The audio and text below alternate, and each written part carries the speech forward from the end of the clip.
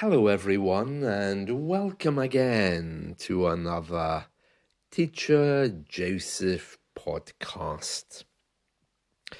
Well, there's a story in one of our newspapers today. This is from the Daily Mirror, and it's saying that pints of wine will be on sale from this coming autumn.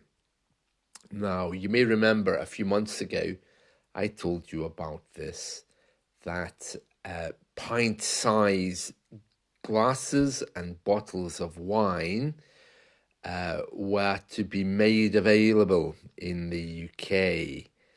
And of course, as a nation, we don't really taste things. We just drink in volumes because we don't really have an appreciation. We don't taste the wine and say, oh, delicious, dry, sweet, would be nice with fish.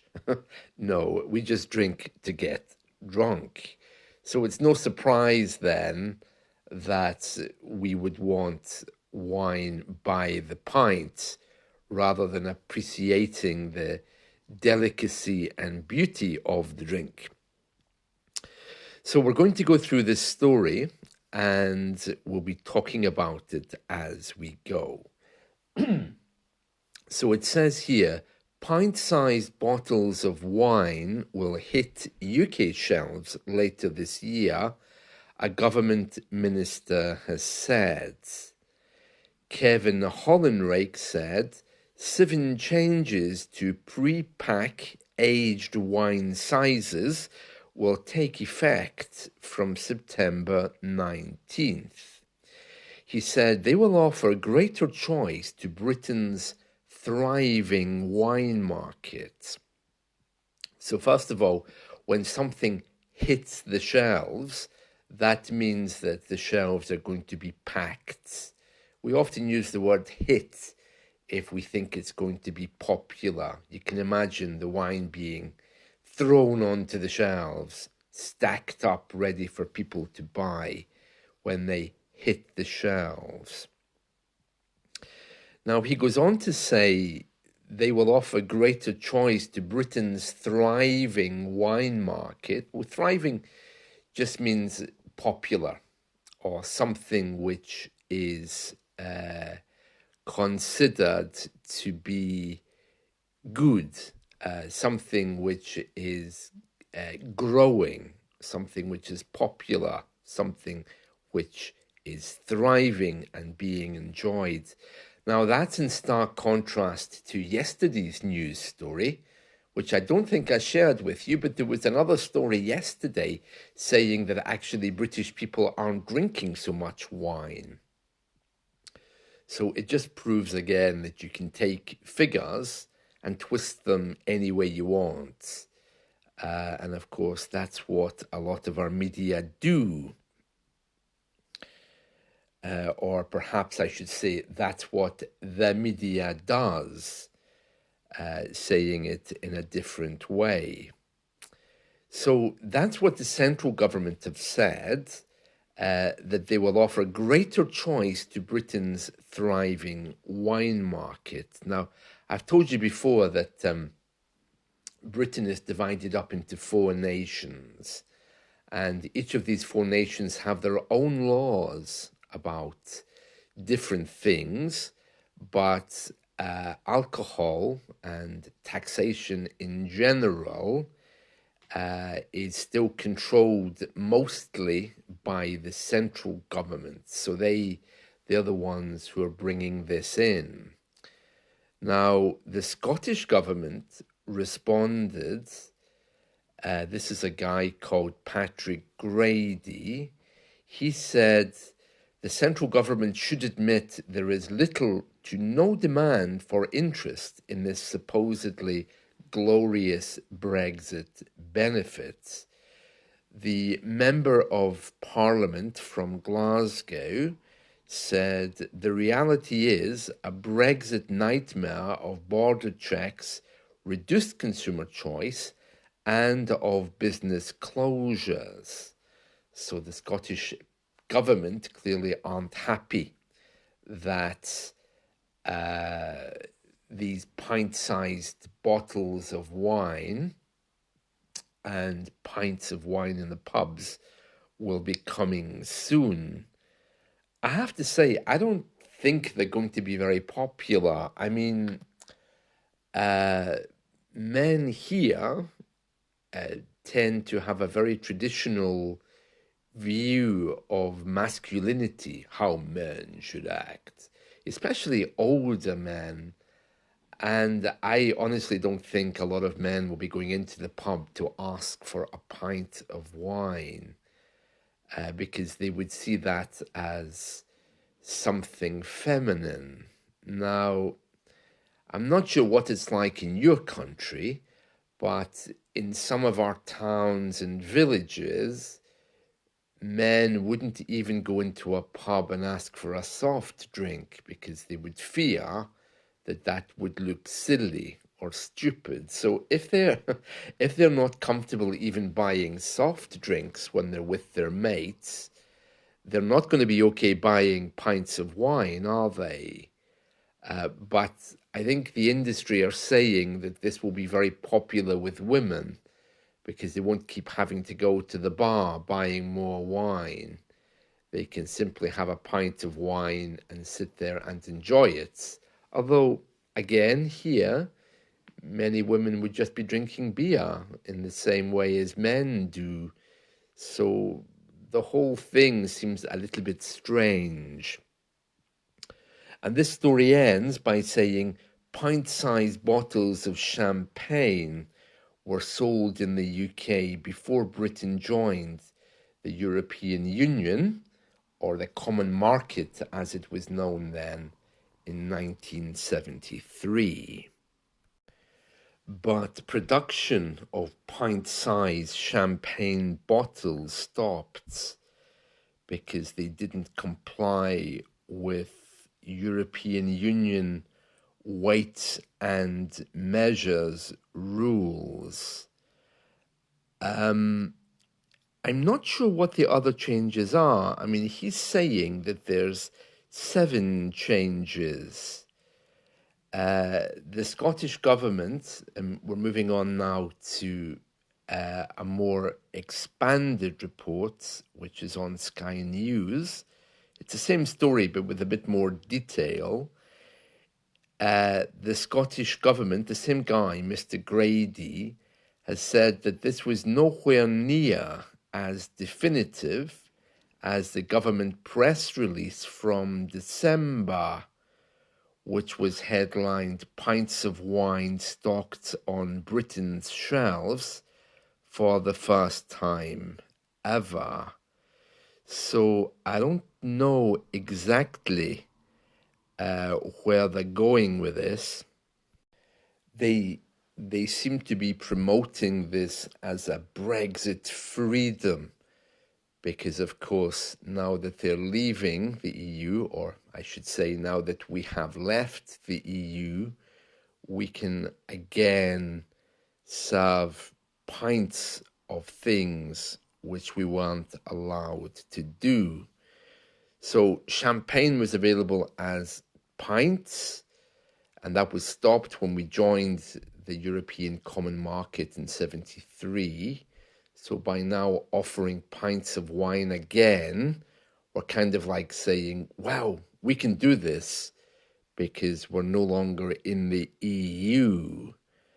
But that's really odd. I mean, I would prefer if they spent their time trying to get me my bananas. As I mentioned a few times, my local supermarket isn't always able now to get me the things I want. Tomatoes often vanish for months at a time, and the latest problem I've had is trying to get bananas, and this is all because of Brexit. They've told me that it's not Brexit directly, it's the logistics of moving things around. And more difficult checks came into force on the 1st of May, which they're saying will delay even more things coming into the EU. So I would have thought they would have had other things to worry about than giving us pints of wine. It's a little bit odd.